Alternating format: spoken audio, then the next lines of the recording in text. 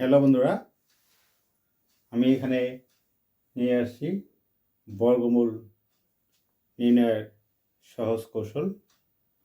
তো এখানে কতগুলো বর্গমূল বের করার জন্য করা হয়েছে।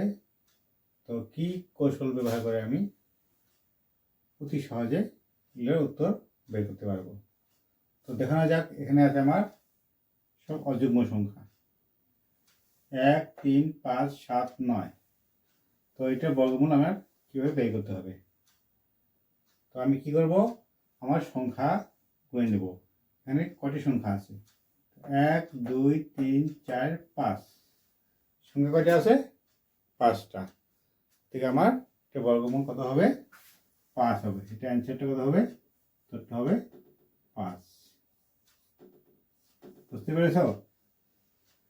তেমনি যেমন এখানে 1, 3, 5, 7, 9 এরকম ডট ডট দেওয়া আছে, লাস্ট দেওয়া আছে 23 সংখ্যা। তার মানে সবগুলো অযুগ্ম সংখ্যা। এটার বর্গমূলটা কত হবে? তো এখানে দেওয়া আছে 23 দেওয়া আছে। তাহলে আমি কি করব, এই 23কে আমি 2 দিয়ে ভাগ করে দিব। 2 দিয়ে ভাগ করলে কত হবে? 11 হবে। 11, 11, 22 হবে। বাকি থাকবে 1। বাকি 1 থাকাটা আমি কি করব, ওইটা যোগ করে দিব। 11, 11 গুণ 22 হইল।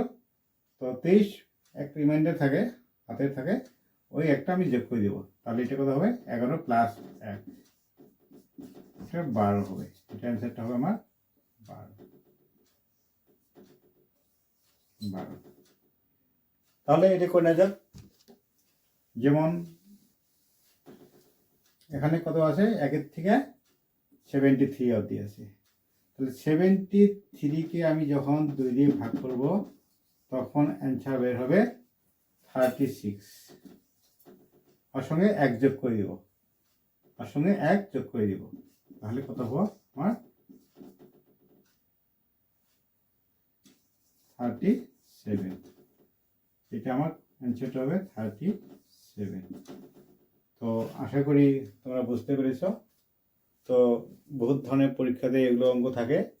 আমি ভয় খাওয়ার দরকার হবে না আমাদের। জাস্ট আমার ট্রিকটা জানা থাকলে আমি অতি সহজেই করতে পারবো। তো কী করবো, আমার যতগুলো সংখ্যা আছে ওই সংখ্যাটা আমার বলবে। ঠিক আছে?